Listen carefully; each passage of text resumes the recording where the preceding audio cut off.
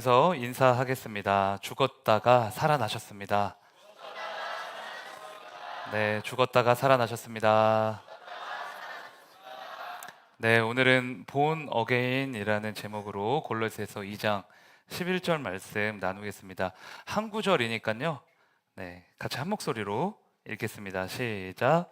또 그 안에서 너희가 손으로 하지 아니한 할례를 받았으니 곧 육의 몸을 받는 것이요 그리스도의 할례니라. 아멘. 네, 믿음이 있는 청년이라면 그래도 교회를 좀 다녀봤던 젊은 크리스천이라면 본 어게인이라는 찬양을 다들 잘 아실 것 같아요. 그래서 벌써 한 10년 정도 된 것 같습니다. 본 어게인이라는 찬양이 나온 지 우리에게 깊은 감동과 도전을 줬던 그런 찬양이죠. 본 어게인의 2절 가사는 이렇습니다. 죄로 물든 내 모습 예수와 함께 죽고 부활 생명 내 안에 새로운 삶이 열렸네. 우리가 수도 없이 불렀던 찬양의 고백이지만 이 고백을 풀어서 설명해 보세요 라고 하면은 설명하기가 쉽지는 않아요. 내가 거듭났다는 게 무슨 뜻인가? 죽었다가 살아났다라는 게 무엇인가? 그러니까 머리로는 아는데 그 사실을 풀어서 여러분 입술로 설명해 보세요 하면 쉽지 않습니다. 이번 주 수요일 그 리더 모임에서 이제 리더분들한테 거듭남에 대해서 얘기해봐라 했거든요. 근데 답변을 막 이렇게 정확하게는 다 못하셨어요. 거듭났다라는 거, 죽었다가 다시 살아났다. 그리스도와 함께 죽고 함께 부활했다. 새로운 피조물이 되었다. 이게 다 같은 말인데 사실 이거를 풀어서 설명하는 것은 굉장히 어렵습니다. 그래서 오늘 졸지 마시고요. 정신을 바짝 차리고 잘 듣고 배우셨으면 좋겠어요. 거듭남이라는 신학적인 주제를 우리만 어려워했던 거는 아닙니다. 요한복음 3장을 보면 유대인 신학자 니고데모라는 사람이 나와요. 근데 이 사람도 이해를 못합니다. 그러니까 예수님이 너 거듭나야 돼. 죽었다가 다시 살아나야 돼라고 하니까 동문서답을 하는 거예요. 아니 그러면 엄마 뱃속에 다시 들어갔다가 나오라는 말입니까? 그러니까 거듭남에 대해서 아무런 이해가 없는 거죠. 사실 니고데모가 굉장히 똑똑한 사람이거든요. 성경을 보면 이 사람은 사내들인 공회의 회원이었고 유대인들의 지도자라고 소개하고 있습니다. 예수님 당시의 사내들인은 대제사장, 장로, 서기관 등 딱 70명으로만 구성된 유대 사회의 최고 권력 기관이었어요. 오늘날로 치면은 국회, 대법원, 헌법재판소를 합쳐놓은 그런 기관이에요. 국가 최고의 지도자들이 모인 곳, 학문적인 실력과 백성들의 신임을 얻은 사람들만 들어갈 수 있는 엘리트 집단의 니고데모가 있었던 거죠. 그래서 이 사람이 헌한 대낮이 아니라 사람들의 시선을 피할 수 있는 밤중에 예수님을 찾아가죠. 왜냐하면 사람들이 이제 자기가 예수님 찾아갔다는 거 알면 좀 이제 부끄러우니까 체면이 깎이니까 몰래 예수님한테 갑니다. 그런데 이제 그 왜 그랬느냐? 니고데모의 마음에 좀 공허함이 있었던 것 같아요. 뭐 똑똑하고 돈도 많고 뭐 신분도 높고 하지만 모든 걸 다 가졌지만 나의 뭔가 채워지지 않는 것 같은데 이게 이 세상의 진리는 아닌 것 같은데 라는 마음이 있었던 거죠. 그래서 예수님께 밤에 이제 찾아갑니다. 아마 니고데모는 자신의 부족한 점을 조금만 채우면 내가 이것만 깨달으면 더 나은 삶을 살 수 있지 않을까 이렇게 생각을 했을 것 같아요. 그런데 예수님이 니고데모에게 건네신 말씀은 충격 그 자체였습니다. 요한복음 3장 3절 보실까요? 읽어 보실까요? 시작.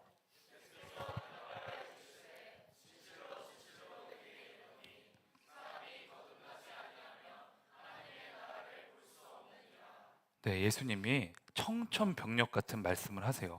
조금 보태는 정도가 아니라는 거예요. 애초에 처음부터 다 잘못되었다. 거듭나야 한다는 겁니다. 완전히 죽었다가 완전한 새로운 존재로 탄생해야 한다. 이렇게 말씀하시는 거죠. 그러니까 니고데모는 거듭나야 한다는 말씀을 육체적인 범주로만 생각했기 때문에 이해를 못한 거예요. 근데 예수님 뭐예요? 영적으로 말씀하신 거죠. 영적으로 죽고 영적으로 다시 살아나야 돼. 라고 말씀하신 거죠. 그래서 박순용 목사님이라는 분은 거듭남을 다음과 같이 정의하고 있습니다. 눈으로만 따라오세요. 이것을 건축으로 말하면 새로운 집이나 빌딩을 짓는 것과 같습니다. 새 집이나 새 빌딩은 이전 것들을 다 무너뜨린 후 다시 기초를 닦고 그 위에 지어야 합니다. 중생, 거듭남도 그와 같습니다. 반드시 이전 것들이 없어져야 합니다. 이전의 모든 것이 없어지고 거기에 새롭게 짓는 것을 중생, 거듭남이라고 합니다. 그러니까 거듭남은 리모델링이 아니죠. 조금 부족했던 사람이 예수님 믿은 후에 조금 더 괜찮은 사람이 되는 게 아니라는 거예요. 이전에 있던 모든 것들이, 그러니까 옛사람이 죽고 그리고 그 자리에 새로운 사람이 탄생하는 겁니다. 하나님 자리에 버젓이 앉아있던 과거의 내가 죽고 그리스도 안에서 새 사람으로 태어나는 거죠. 그러니까 리모델링이 아니라 리빌딩이에요. 그렇구나. 감사합니다. 자, 여러분 여기까지는 이해되셨어요? 이해 안 되셨으면 말씀하세요. 처음부터 다시 해야 돼요. 이해되셨어요? 네, 따라오셨죠? 자, 그러면은 영적으로 죽는다. 그러니까 영적으로 죽는다는 건 무슨 뜻인가? 뭐 교회에서 많이 들어보셨을 텐데 이런 겁니다. 그러니까 내가 예수님 믿기 전이에요. 예수님 믿기 전에 내 삶의 주인은 나예요. 예수님이에요? 나죠. 네, 내가 곧 신이고 내가 곧 하나님이에요. 그렇죠? 하나님 안 믿는 분들이 다 그렇게 살잖아요. 내가 계획하고 내가 결정하고 내 감정대로 하고 그게 내 삶의 주인이 나라는 뜻이죠. 아무도 나를 터치할 수 없고 방해할 수도 없고 속된 말로 내가 짱이니까 이게 바로 옛사람이라는 거예요. 예수님을 만나기 전 인간의 영적인 상태, 우리의 실존, 그것이 옛사람입니다. 그러니까 성경에서 죄인이라고 하는 건 옛날에 어렸을 때 막 거짓말도 치고 친구들이랑 싸우기도 하고 가게에서 뭐 훔치기도 하고 그랬잖아요. 그런 것 때문에 죄인이라고 하는 게 아니죠. 죄인은 무엇이냐? 하나님이 아니면서도 자기가 하나님이 되어서 인생을 살아온 사람. 하나님을 거부하고 자기가 하나님이라고 주장하면서 살아온 사람. 그 사람을 가리켜 죄인이라고 하는 겁니다. 다른 말로는 옛사람이라고 해요. 근데 이 사람이 어느 날 예수님을 믿은 거예요. 어떻게 믿었느냐? 나의 구주로. 우리 그렇게 말하잖아요. 나의 구주로 예수님을 영접하죠. 여러분, 근데 구주라는 건 뭐예요? 구주. 첫 번째는 구가 뭐예요? 구원자. 나의 죄를 대신하여 죽으시고 부활하신 나를 살려주신 구원자. 그렇죠? 두 번째는요? 주는 뭐예요? 네, 내 주인. 그럼 이제 내가 주인이 아니에요. 이제 예수님이 나의 주인이심을, 나를 창조하시고 구원하신 분이심을 인정하고 과거에 내가 하나님 되어 살아온 그 죄악들을 회개하는 거죠. 돌이키는 거죠. 자, 이 영적인 상태를 가리켜서 옛사람이 죽었다. 영적으로 죽었다. 라고 말하는 거예요. 왜냐? 이제는 내가 하나님이라고 주장하지 않잖아요. 나의 생각과 나의 자아가 펄떡펄떡 살아있지 않잖아요. 육체적으로는 살아있지만, 육체적으로는 이전과 변한 게 없지만 영적으로는 완전히 죽은 것이다. 예수님을 나의 구주로 영접할 때 과거의 내가 죽는 거예요. 그래서 성경에서는 우리를 향해 그리스도와 함께 죽은 자들, 이렇게 선포하고 있는 겁니다. 이해되셨어요? 자, 그런데 예수님을 영접하면서 우리가 죽기만 하냐? 아니에요. 동시에 옛사람이 죽고 살아나요. 이전에 나를 묶고 있던 죄와 저주와 사망, 옛사람이 완전히 죽고 예수님의 생명으로 완전히 살아납니다. 그 사람을 뭐라고 할까요? 옛사람이 죽었으니까 지금 무슨 사람일까요? 새 사람이죠. 그래서 고린도후서 5장 17절, 여러분 잘 아는 말씀인데 이렇게 말하고 있어요. 읽어볼까요? 시작.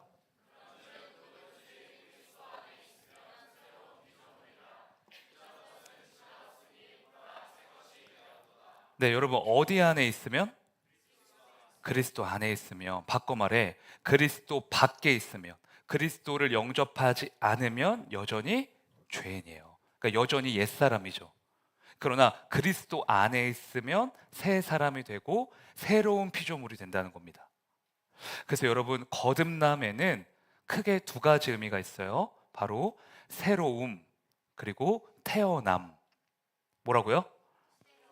네, 태어남. 네, 완전히 새로워지는 것, 그리고 새롭게 태어나는 것. 그것을 가리켜 거듭남이라고 하는 겁니다. 그러니까 기독교 신앙은 뭐 조금 더 나아지는 게 아니에요. 조금 더 괜찮은 사람이 되는 게 아닙니다.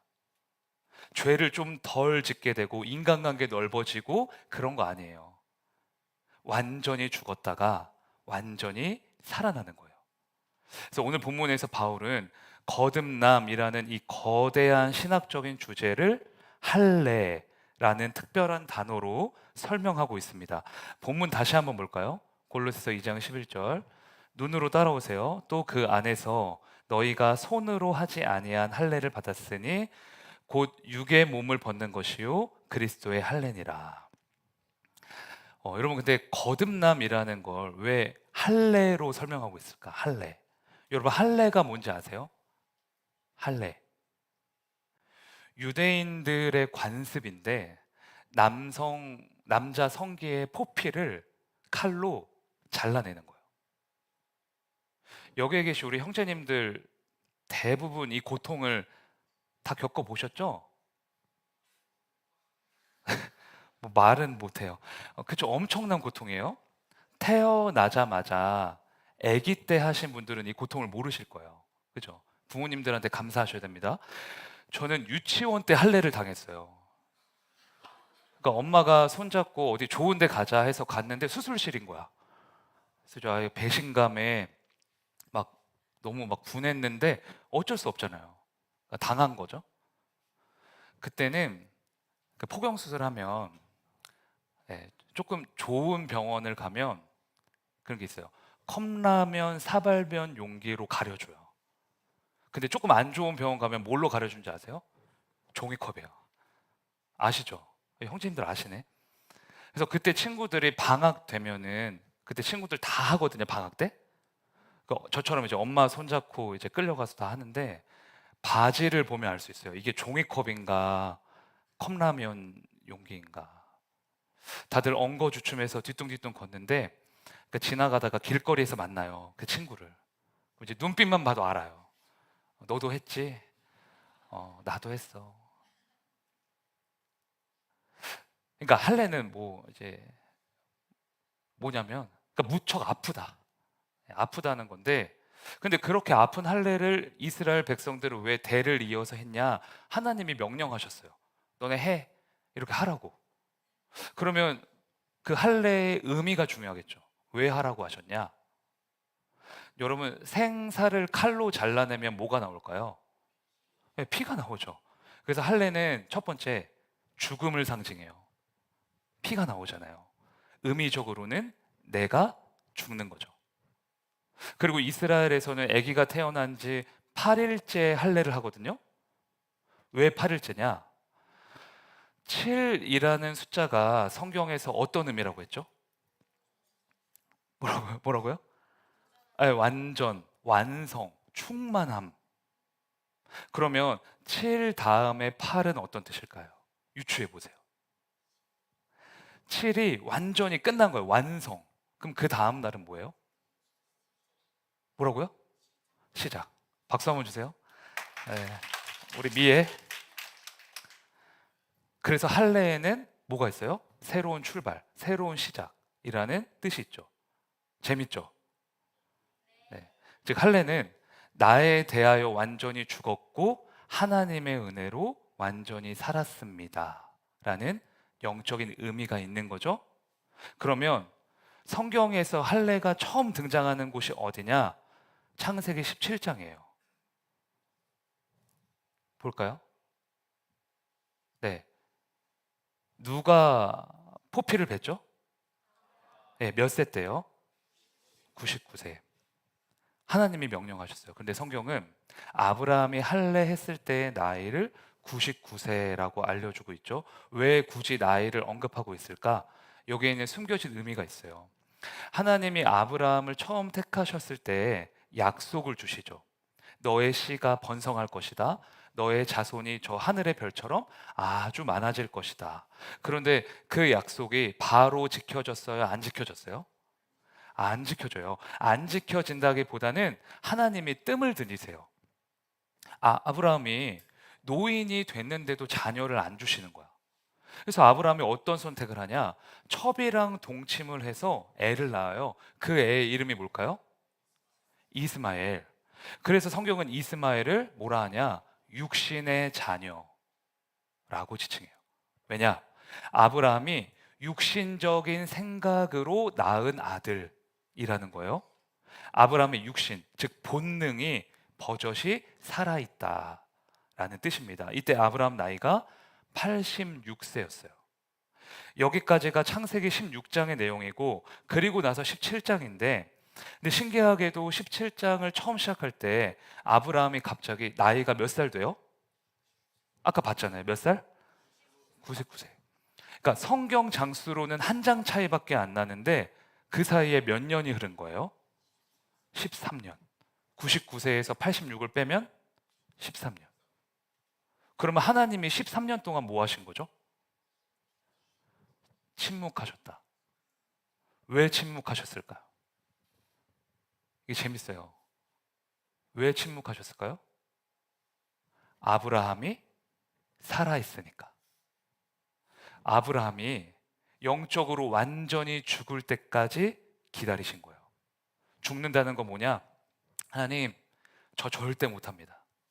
제 힘과 능력으로 절대 아이 낳을 수 없습니다. 내 아내의 태는 이미 다 끊어졌습니다. 제 소망은, 제 구원은 오직 주님께 있습니다. 이게 죽은 거죠. 영적으로. 삶의 주인이었던 자기가 죽는 거예요. 하나님 없이 자기 육신으로 살 수 있다라고 생각하는 옛사람이 죽는 겁니다. 그리고 나서 하나님이 17장에 들어서 아브라함 나이가 99세가 됐을 때, 그러니까 아이를 절대 낳을 수 없을 때 할례를 명하시는 거죠. 아브라함이 완전히 끝났을 때 새 일을 시작하십니다. 그렇게 낳은 아들이 누구예요? 이삭이죠. 그래서 성경은 이삭을 가리켜 약속의 자녀라고 지칭해요. 즉 아브라함은 할례를 통해 육신으로는 죽고 약속으로는 산 거죠. 자기가 무언가 할 수 있다는 육신에 대해서는 죽고 하나님 약속을 붙잡으면 그 약속이 현실이 되는구나 라는 믿음으로 새롭게 태어난 겁니다. 이해되세요? 그러니까 창세기 17장의 아브라함의 할례는 종교적인 의식이 아니에요. 아브라함의 옛사람이 죽고 아브라함이 영적으로 다시 태어난 거죠. 그래서 아브라함이 거듭난 겁니다. 사도 바울은 이런 백그라운드를 그리면서 골로새 성도들에게 할례 얘기를 하고 있는 거예요. 예수님을 영접한 모든 사람은 육신의 할례가 아닌 그리스도의 할례를 받은 자라고 강조하고 있습니다. 그럼 본문 다시 볼게요. 읽어봅시다. 시작.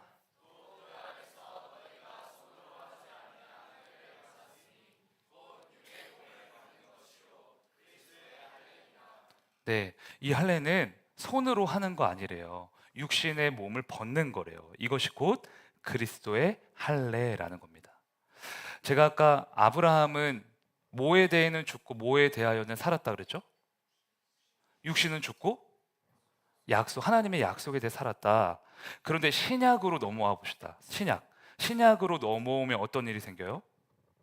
하나님의 약속을 주시기만 하는 게 아니라 약속 자체이신 그리스도가 이 땅에 내려오시죠. 우리 안에 거하시죠.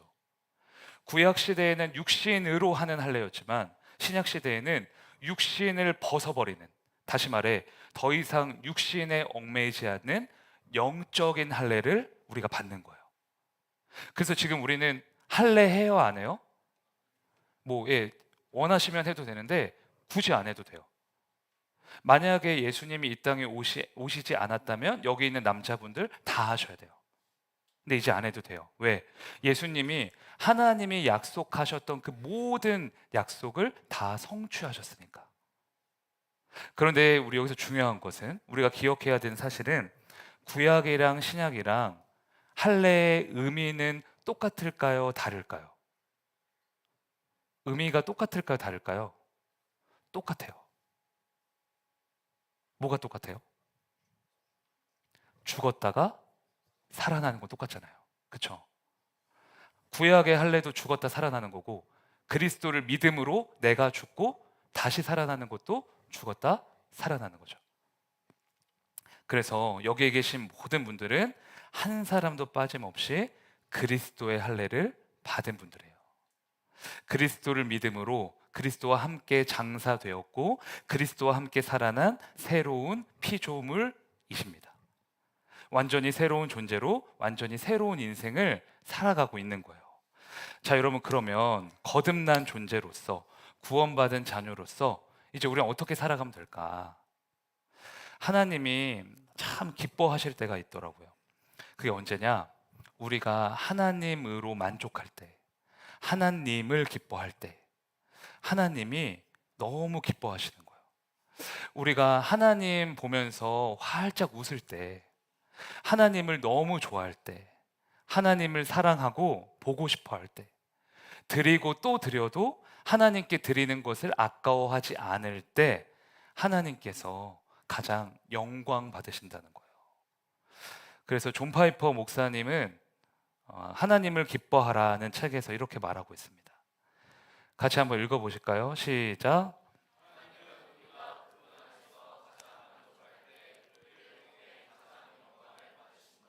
네, 이거는 자녀를 키우시는 우리 부모님들이 더 이제 체감을 하실 것 같아요. 부모가 가장 기쁠 때가 언제예요? 어린 그 자녀들이 엄마 보면서 엄마 때문에 행복해. 아빠 때문에 내가 너무 행복해. 라고 말하면서 웃을 때, 부모로 인해 기뻐할 때, 그때 부모로서 벅찬 감정을 느껴요. 너무 행복하죠. 하나님도 그렇다는 거예요. 그러니까 자녀된 우리가, 그분의 은혜로 거듭난 우리가 그분으로 인하여 기뻐할 때 가장 행복하시다는 거죠. 이거를 신학적인 말로는 가장 영광 받으신다, 이렇게 말하는 거예요. 그래서 여러분, 그리스도의 할례를 받은 우리가 해야 할 일은, 죽었다가 살아난 우리가 평생토록 해야 할 일은 주님을 기뻐하는 거예요. 잊지 마세요. 여러분의 삶을 당연하게 여기지 마세요. 그분이 하신 일을 찬양하며 거저 주신 그 은혜에 감사하며 시와 찬미와 노래로 여호와 하나님의 이름을 송축하는 우리가 되기를 소원합니다. 그런데 여러분, 우린 지금 기뻐요? 살아가면서 기쁘세요? 그러니까 저는 기쁨을 잃어버린 세대에서 살고 있는 것 같아요. 우리가. 이게 제 기분 탓은 아닌 게, 20대부터 50대까지 성인 남녀 500명을 대상으로 설문조사를 했어요. 제목은 웃음에 관한 생활 스타일 조사. 우리나라 젊은이들은 하루에 몇 번을 웃는가? 몇 번 웃을 것 같으세요? 우리 하루에 몇 번 정도 웃을까요? 평균적으로 3번, 네, 10번 정도 웃는데요. 10번. 그리고 한 번 웃을 때는 평균 얼마나 웃을까요? 네, 8.6초 정도. 한국의 젊은이들이 하루 평균 웃는 시간을 계산해 보면 약 1분 30초가 나온다는 겁니다. 24시간 중에 우리는 그러니까 1분 30초만 웃고 살아요. 그런데 이에 반해 걱정과 근심은 얼마나 하는지 아세요? 찍어보세요. 하루에 얼마나 할까요? 10시간까지는 아니고 10시간 누구예요? 임재율 들렸다고 하세요?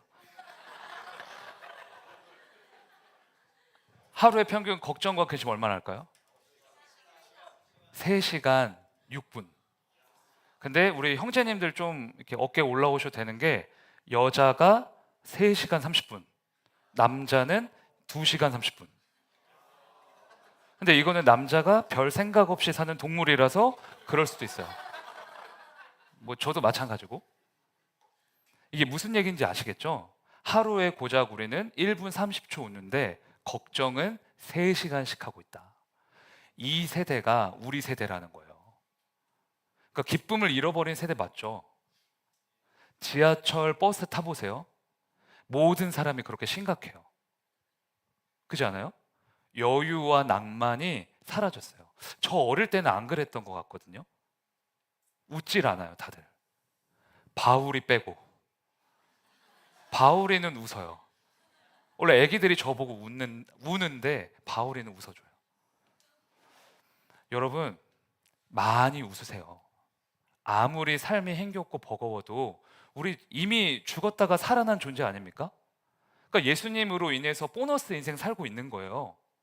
그러니 그분으로 인하여 기뻐하고 또 기뻐해야죠. 우리의 기분을 위해서가 아닙니다. 하나님이 우리의 그런 표정, 마음, 우리의 삶을 보고 야, 내가 너 택하기를 잘했다. 내가 너 낳기를 잘했다. 내가 너 구원하길 잘했다. 이렇게 기뻐하시고 영광 받으시기 때문에 우리가 기뻐해야 된다는 거죠. 사랑하는 우리 형제자매님들, 우리 죽었다가 살아났습니다. 그리스도의 할례를 받고 그리스도 안에서 완전히 새로운 존재가 된 줄로 믿습니다. 그분으로 인하여 기뻐하시고 그분으로 인하여 충만하시고 그분으로 인하여 많이 웃으시는, 그래서 하나님을 기쁘게 하는 우리가 되기를 주님의 이름으로 축원합니다.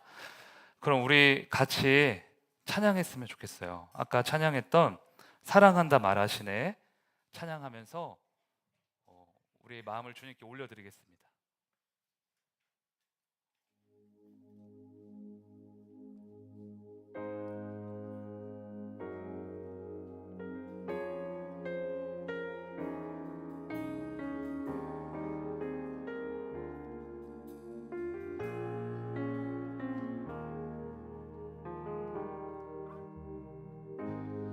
아무런 자격도 없는 나를 위해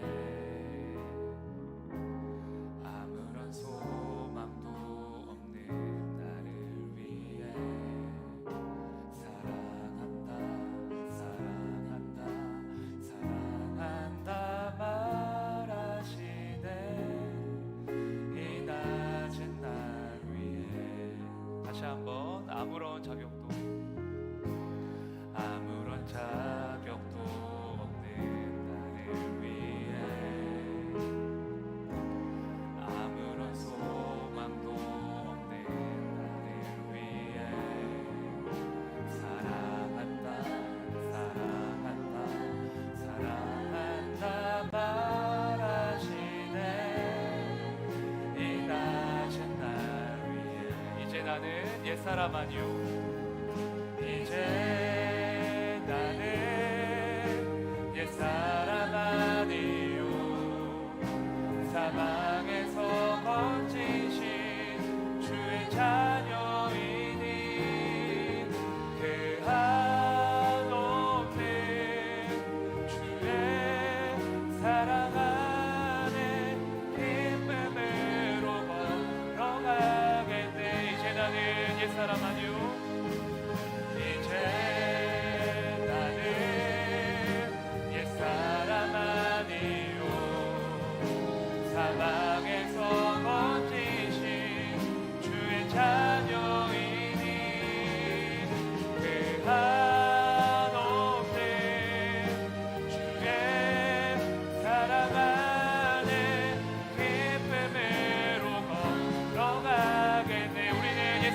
아닙니다.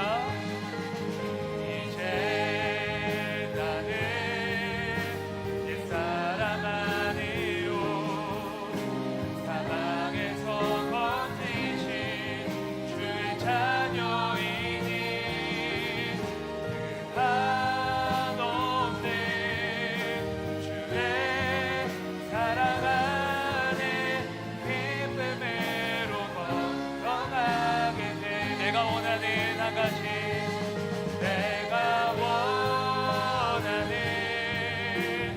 한 가지, 주님의 기쁨이 되는 것. 내가 원하는 한 가지, 주님의 기쁨이. 우리 목소리로 고백합니다. 내가 원하는, 내가 원하는 한 가지, 주님의 기쁨이 되는 것. 내가 원하는 한 가지,